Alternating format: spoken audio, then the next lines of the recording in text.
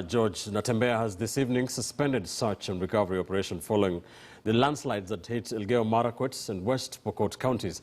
Natembeya says what remains is recovery of missing firearms. The death toll has since hit 18, with 17 people still unaccounted for. This as victims of the Kipchumo Mungo, now living in evacuation camps, called upon the president to intervene and alleviate the dire humanitarian crisis. KTN's Elvis Kosgei has been with the search and rescue teams. Survivors of Elgeyo Marakwet and West Pokot counties landslides are now grappling with humanitarian crisis 5 days after they were displaced by the killer floods. Locals at Kipchumo Mungo, who bore the brunt of the earth movements triggered by heavy rains, say they are yet to receive basic amenities. Even as the country is battling the deadly coronavirus, families here are unable to maintain the social distancing. Iweze kuangalia kwa sababu ni dunia gani wamama wanajanganyana na wazee na vijana wakilala mahali moja, na wanalala hakuna blanketi na hakuna hata godoro na hakuna hata dawa. Watu wanakaa usiku huko ndani jana. So kwa hivyo kuna shida mingi. Tujao katanga tutoke hapa kwa sababu hatuna vitu ya kuoga, hakuna besini, hakuna hata masafuni, hakuna hata maji. So tunaomba serikali watusaidie besini ya kuoga. Manguo yetu tumefaa tangu tukutoka hapa mpaka saa hatujafua. Hata ukiangalia population saa hivi vile imejaa hapa, ile 1 meter distance ya kujikinga na ile ugonjwa inaitwa corona haiko. Serikali in case of anything hapa saa hizi mtu akuwe na shida kama ya corona, watu wote wataambukizwa na watakuwa na shida. One of the displaced parents in the camp says they are in a dire need of support in order to provide food, clothes, shelter and other basic services to their children. Na hii hata chakula ni kidogo, haitutoshi. So tunang'ang'ania wale ambao wanapata wachache, wengine wanalala njaa.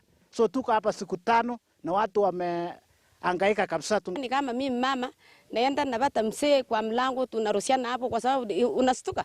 Ukipata mtu kwa mlango ama akinipata anakimbia kwa sababu alikuwa anataka kujisaidia. So tunaomba serikali watusaidie choo mingi hapa kwa sababu alafu tusaidie. Kuna watoto, kuna wamama, kuna vijana, kuna wazee. The situation here is dire and the displaced families are staring at a humanitarian crisis. Elgeyo Marakwet leaders are now calling on government to relocate the affected families to safer grounds. This is where we've lost 26 people, and many of them are children who are under 20 years. So we need a lot of help. But most importantly, because we have told the president, we've told the government, the most important thing all these people want is to be moved from the escarpment to a better land, because you know these are the same people who are moved from the upper side to be told to go to the lower side, putting pressure on the escarpment. Now it is time for government to find long-term and permanent solution to the problem that the people of this area are facing. Otherwise, if we continue like this, we'll be losing more people and more people all the time. We are giving them 1 month to address this issue on where to resettle these people, or else myself as the area member of parliament of Marakwet East and the area member of parliament of these people, we will resettle these people in this forest.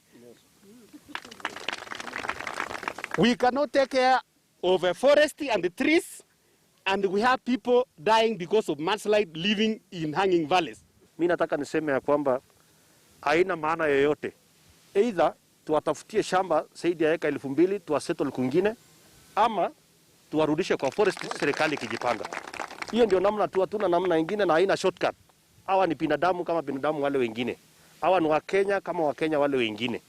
Ni wamama, watoto, walemavu na wazee, kwa sababu watu walipoteza nyumba zao wakati ambapo maji iliangusha, ikabeba watu, ikabeba vyombo, ikabeba malazi, ikabeba mafasi. So watu wana tatizo ya mafasi. Chakula tumepewa na serikali angalau, lakini haitoshi. According to Rift Valley Regional Coordinator George Natembeya, the death toll on the border of West Pokot and Elgeyo Marakwet counties has hit 18, with 17 people still missing. And this tragedy has once again brought to the fore questions about country's disaster preparedness. Elvis Kosgei, KTN News, Elgeyo Marakwet County. To a rather